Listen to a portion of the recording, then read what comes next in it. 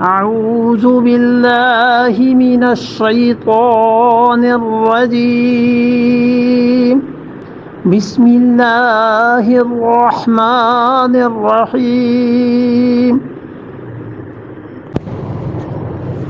ولا تطرد الذين يدعون ربهم بالغداة والعشي يريدون وجهه ما عليك من حسابهم من شيء وما من حسابك عليهم من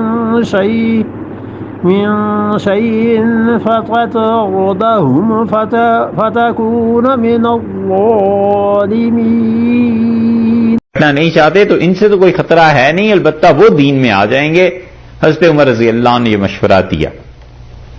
اور ارادہ ہو گیا رسول اللہ صلی اللہ علیہ وسلم کا کہ ان لوگوں کو جن پر اعتراض کیا جاتا ہے کہ یہ کم درجے کے لوگ ہیں، ان کی بجائے قریش مکہ کے سرداروں کو کسی مجلس میں بلا لیا جائے. اور وہ جو کم درجے کے جسے لوگ سمجھتے تھے نا، یا ابو جہل وغیرہ جس پہ ناراض ہوتے تھے کہ یہ کیوں آتے ہیں، وہ تھے حضرت بلال رضی اللہ عنہ ایک، حضرت صہیب رضی اللہ عنہ دو، اور حضرت عبداللہ ابن مسعود رضی اللہ عنہ تین. اور یہ 7-8 آدمی تھے صحابہ کرام رضی اللہ عنہ. ان پہ اعتراض تھا قریش مکہ کو کہ یہ لوگ کل تک ہمارے نوکر تھے، غلام تھے. اس پہ اللہ تعالی نے رسول اللہ صلی اللہ علیہ وسلم جب ارادہ فرما لیا کہ ایسے کر دیں، اللہ نے یہ آیت نازل کر دی. اللہ تعالی نے فرمایا وَلَا تَطْرُدِ الَّذِينَ، اور مت ہانکیے، مت اپنے پاس سے اٹھائیے. کن کو؟ الذین، ان لوگوں کو یدعون ربہم، جو اپنے پروردگار کی عبادت کرتے ہیں، جو اپنے رب کو پکارتے ہیں، یعنی اس کی عبادت کرتے ہیں. جو فرض اللہ نے ان کے ذمہ لگا دیے ہیں وہ پورے کرتے ہیں، نمازوں کی پابندی کرتے ہیں، فرائض کو پورا کرتے ہیں، جو عقیدہ خدا نے ضروری قرار دیا تھا اس عقیدے کے مطابق زندگی گزار رہے ہیں، ایمان لائیں. آپ یہ سوچ رہے ہیں کہ آپ انہیں ہٹا دیں؟ ہرگز نہیں، انہیں بالکل نہیں ہٹا سکتے آپ. اور وہ لوگ اس فرض کے علاوہ بھی ہمیں پکارتے ہیں، نمازیں، دعا، خدا کے ساتھ نفل کا تعلق، ذکر کا تعلق، یہ سب چیزیں ان لوگوں میں ہیں. اور پھر پکارتے کیسے ہیں؟ بالغداۃ والعشی، صبح شام ہمیں پکارتے ہیں، صبح شام ہماری عبادت کرتے ہیں. اور صبح شام عبادت کرنے کا مطلب یہ ہے کہ ان کے اس ذکر میں اللہ کی یاد میں دوام ہے. وہ خدا کو جو پکارتے ہیں وہ چیز ایسی ہے کہ دائمی ہے، ہمیشہ وہ ایسے کرتے ہیں. وہ لوگ ہمیشہ خدا کو یاد کرتے ہیں. جیسے اردو میں بھی محاورے میں بولتے ہیں نا کہ کسی کے لیے کہتے ہیں کہ اس کا تو 24 گھنٹے کا کام ہے، یہ تو صبح شام یہی حرکتیں کرتا رہتا ہے. تو صبح شام سے مراد ہوتی ہے کہ بالعموم. تو اللہ تعالی نے فرمایا صبح شام خدا کو یاد کرتے ہیں، یعنی ہر وقت اللہ کی یاد میں مصروف رہتے ہیں. ان لوگوں کو آپ اپنے پاس سے نہ اٹھائیے. یریدون، اور یہ چاہتے ہیں وجہہ، اللہ کی خوشی.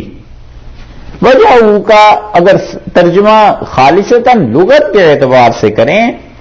تو اس کا مطلب یہ ہے کہ یہ چاہتے ہیں وجہ اللہ کے چہرے کو. تو چہرے سے مراد اس کی ذات، اور چہرے سے مراد دوسری یہ لی گئی ہے کہ اس کی عظمت کے لیے، اس کی تعظیم کے لیے اس کو یاد کرتے ہیں. یعنی اللہ کی تعظیم اتنی ہے ان کے دلوں میں، اللہ کا ادب اتنا ہے کہ یہ لوگ بس اسی کو یاد کرتے ہیں. یہ یریدون کا لفظ بتاتا ہے کہ یہ مخلص ہیں، کہ وہ چاہتے ہیں بس صرف یہی کہ اللہ کو یاد کریں. یہ صحابہ کرام رضی اللہ عنہم کے لیے بہت بڑا سرٹیفکیٹ ہے اللہ کی طرف سے، اور سند ہے کہ اللہ نے کہا یریدون وجہہ، یہ مجھے یاد کرتے ہیں، صرف میرے ہی لیے مجھے یاد کرتے ہیں، یعنی اتنے مخلص. سارا علم بیکار چلا جاتا ہے اگر آدمی اس پہ عمل نہ کرے، اور عمل بھی کرے اور پھر اخلاص نہ ہو، اللہ کے لیے عمل نہ ہو اور نیت اس کی خراب ہو، پھر بھی تباہی پھر جاتی، اور نیت بھی صحیح کر لے تو بھی ایک سٹیپ پھر رہ جاتا ہے، اور وہ ہے اللہ کے ہاں سے قبولیت، کہ مالک اس کو اپنے فضل سے قبول فرما لے اور اللہ تعالی ان چیزوں کو رکھ لے۔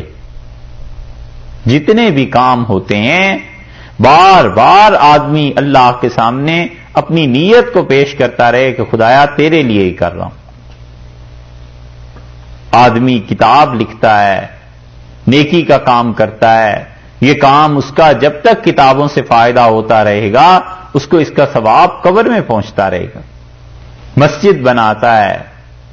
ہسپتال بناتا ہے، ایسے ادارے قائم کرتا ہے، مر جائے گا تو صدیوں تک جب یہ مسجد چلتی رہے گی اور اس سے خیر کے اعمال پھیلتے رہیں گے، اس کو قبر میں اس کا ثواب ملتا رہے گا۔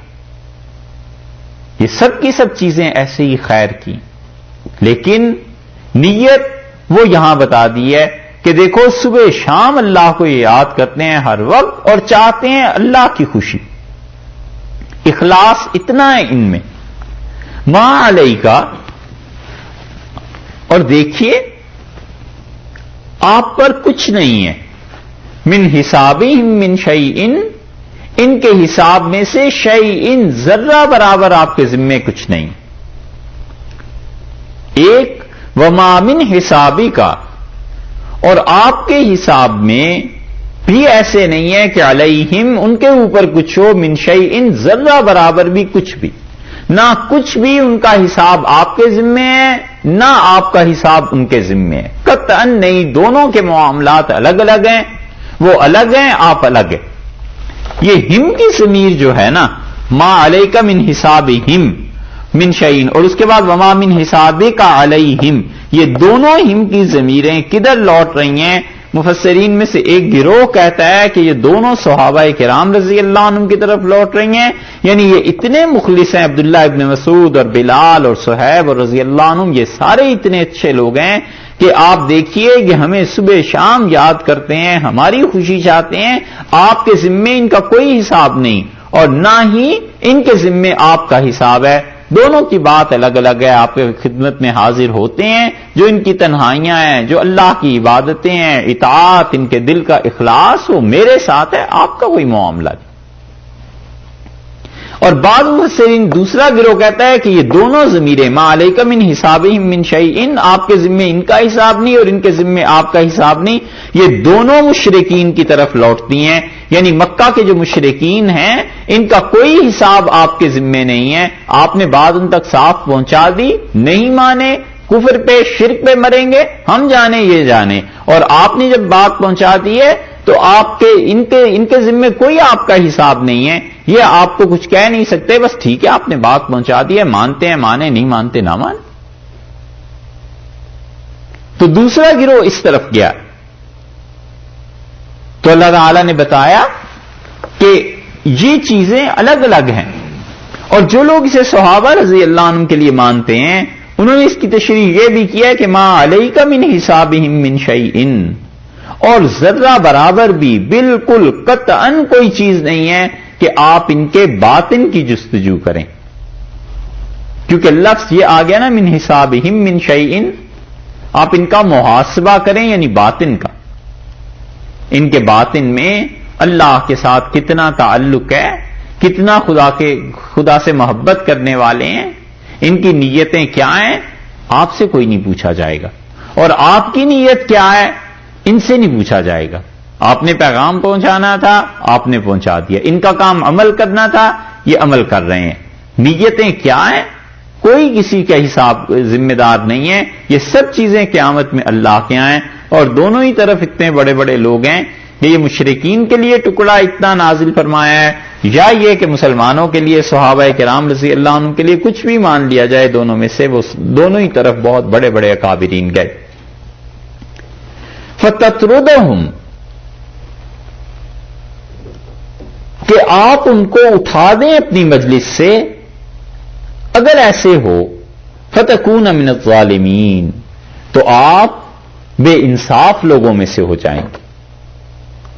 یہ نا انصافی بالکل نہ کیجیے گا۔ خدا کے طالب اللہ کو طلب کرنے والے اگرچہ غریب لوگ ہی کیوں نہ ہوں لیکن ان کی خاطر مقدم ہے، ان کا خیال رکھنا ضروری ہے۔ اور یہ دلیل ہے اس بات کی بھی کہ یہ جو لوگ دین کے کام کرتے ہیں نا اور طبقاتی کشمکش کر دیتے ہیں، بڑے بڑے پیر اور مشائخ جو ذرا مالدار اسامی ہیں ان کو ذرا زیادہ سٹیٹس مل جاتا ہے، جو پیسے والے ہیں جو ذرا خدمت کرتے رہتے ہیں وہ الگ کیٹیگری میں آ جاتے ہیں، جو بیچارے غریب ہوتے ہیں ہم جیسے وہ باہر بیٹھے رہیں اور پھر دیکھیں انتظار کریں، یہ شدید رد ہے ان پہ۔ اللہ نے بتایا ہے کہ پیسے کی بنیاد پر یہ تقسیم یہ چیزیں مت کرو۔ اور ایسی ہی چیز تھی کہ حضرت مولانا حسین احمد صاحب مدنی رحمت اللہ علیہ کے ہاں کھانا حضرت کے ہاں یکساں ہوا کرتا تھا، بڑے سے بڑا آدمی بھی ان کے گھر آ جاتا تھا اور غریب سے غریب آدمی بھی، اور مرید تھا حضرت کا نہیں تھا، بیعت ہوئی تھی نہیں ہوئی تھی، سب کے لیے یکساں اور برابر کھانا ہوتا تھا، ان چیزوں میں فرق نہیں کرتے تھے۔ اور وجہ اس کی یہی ہے کہ لوگوں کو اگر پیسے کے معاملے سے ناپا جائے، اور چونکہ بادشاہ سلامت آ رہے ہیں، وزیر آ رہا ہے، اس کی زیادہ خاطر تواضع ہے، ایک غریب آدمی آ رہا ہے، اس کو کوئی نہیں پوچھتا، ان چیزوں کا اللہ کے ہاں بھی حساب ہو جائے گا۔ اور عین ممکن ہے، عین ممکن کیا بلکہ ہوتا یہی ہے کہ جو آدمی غریب بھی ہوتا ہے اس کے دل میں زیادہ اخلاص ہوتا ہے اللہ کے لیے،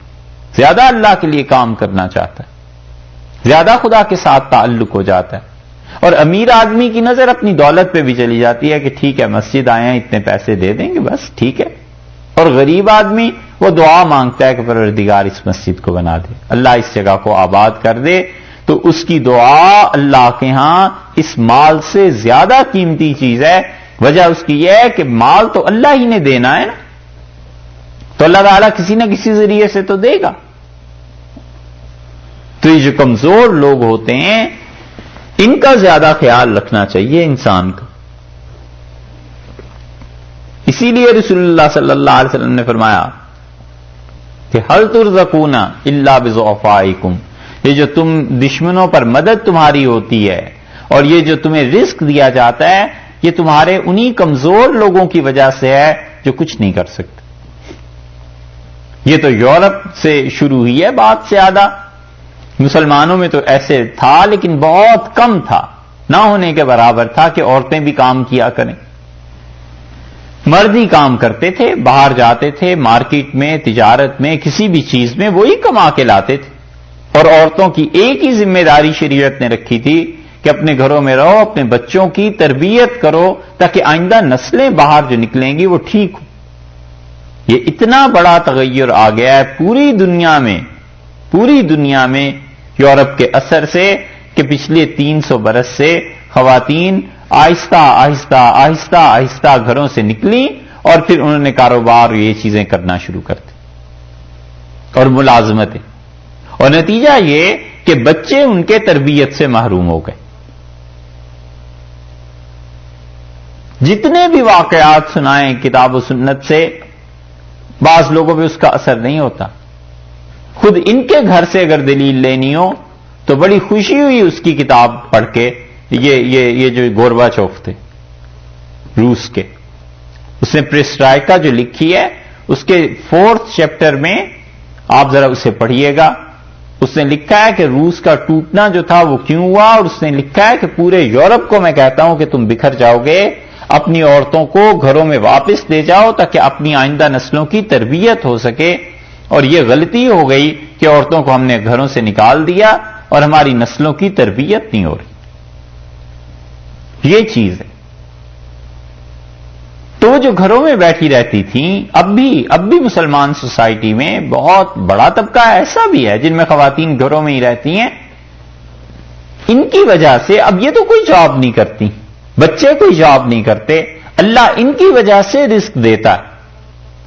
اور اللہ تعالیٰ ان کی وجہ سے کیا کیا سہولتیں پیدا کرتا ہے۔ اس لیے آدمی اگر یہ سمجھے کہ میں بہت تیر مارتا ہوں اور 30 مار خان ہوں، ایسے نہیں ہے، بہت سی خدا مدد ان کی وجہ سے بھی دیتا ہے۔ اسی لیے غریب لوگوں کے متعلق اللہ نے کہا ہے خبردار اگر آپ نے انہیں اپنی مجلس سے اٹھا دیا نا فَتَكُونَ مِنَ الظَّالِمِينَ، تو آپ نا انصافی کرنے والوں میں سے ہو جائیں گے۔ کسی نے صلاح الدین ایوبی کو مشورہ دیا تھا، وہ جب صلیبی جنگوں میں تیاری کر رہے تھے تو ان سے لوگوں نے کہا اسلحہ خریدنے کے لیے، انہوں نے خود کہا لوگوں سے کہ پیسے جمع کرو، اسلحہ خریدنا ہے، اور ایسے مشکل حالات عالم اسلام پہ آ گئے تو لوگوں نے کہا حضرت اسلحہ تو خریدیں گے ہی، اور نور الدین زنگی سے، لیکن آپ یہ کیجئے کہ یہ جو پیسے اتنی خانقاہوں پہ جاتے ہیں نا، یہ سارے لوگ ایسے ہی بیٹھے رہتے ہیں مسجدوں میں، کوئی کام تو کرتے نہیں، یہ پیسہ بند کر دیں اور اس پیسے سے اسلحہ خریدیں گے۔ تو سنتا رہا نور الدین زنگی ان کی باتیں، اور پھر وہ ہنسا اور کہنے لگا کہ میں دوپہر میں سورج کی روشنی میں تیر چلاتا ہوں کافروں پر، اور وہ مس ہو جاتے ہیں، خطا ہو جاتے ہیں، ایک ادھر چلا جاتا ہے ادھر چلا جاتا ہے، کبھی کافر کو جا کے لگتا ہے اور کبھی نہیں لگتا۔ اور یہ رات کی تاریکی میں اللہ سے دعا مانگتے ہیں، اور وہ دعائیں اللہ کے ہاں پہنچتی بھی ہیں، اور اس کی قبولیت کے آثار میں نے خود دیکھے ہیں۔ تو تم چاہتے ہو میں یہ حرکت کر کے ان لوگوں کی دعاؤں سے محروم ہو جاؤں؟ میں تو یہ نہیں کروں گا۔ یہی چیزیں کہ عاجزی، بے بسی، انسان کا کچھ نہ ہونا، یا کم سے کم اپنے آپ کو کچھ نہ سمجھنا، یہ خدا کی طرف سے بہت کچھ کھینچ کے لے آتا ہے۔ یہ ہے وہ چیز جس کو اللہ نے کہا۔ اس لیے آدمی دین کے معاملے میں اپنے رویے کو دیکھتا رہے، اپنی نیت کو بھی چیک کرتا رہے کہ ایک غریب آدمی آ گیا تو میرا سلوک اس کے ساتھ کیا تھا، ایک امیر آدمی آ گیا تو میں نے اس کی آخر کیوں عزت کی؟ اس لیے عزت کی کہ اس کے پاس دولت زیادہ ہے۔ اور رسول اللہ صلی اللہ علیہ وسلم فرمایا جو شخص کسی کی عزت اس کی دولت کی وجہ سے کرتا ہے فقط ذہبا ثلثا دینہ، تو 2/3 حصہ اس کے دین کا تو اسی وقت برباد ہو جاتا، اتنا ایمان اس کا کم ہو جاتا ہے۔ انسانوں کی طرح ملے، دولت سے کیا جانچنا، کیا ماپنا، آج اس کے پاس کل اس کے پاس، سائے کی طرح ہے، اور سایہ کتنی دیر ساتھ رہتا ہے۔ اللہ نے فرمایا ہے آپ سے ان کا نہیں پوچھنا اور ان سے آپ کا نہیں پوچھنا، فتطردہم، اور اگر آپ نے کہیں انہیں اٹھا دیا اپنے پاس سے۔ اب پھر صحابہ رضی اللہ عنہ کی طرف آ گئے نا، من شیئن کے بعد، وما من حسابک علیہم من شیئن کے بعد پھر فا سے آگے پھر یہ آ گئی، کیونکہ اس سے پہلے کہ علیہم کی جو دونوں ضمائر ہیں، دونوں ضمیریں، یہ ابن عطیہ اور زمخشری کشاف میں کہتے ہیں کہ یہ مشرکین کے لیے۔ فتطردہم فتکون من الظالمین، اور اگر آپ نے ایسے کر دیا تو نا انصافوں میں سے ہو جائیں گے۔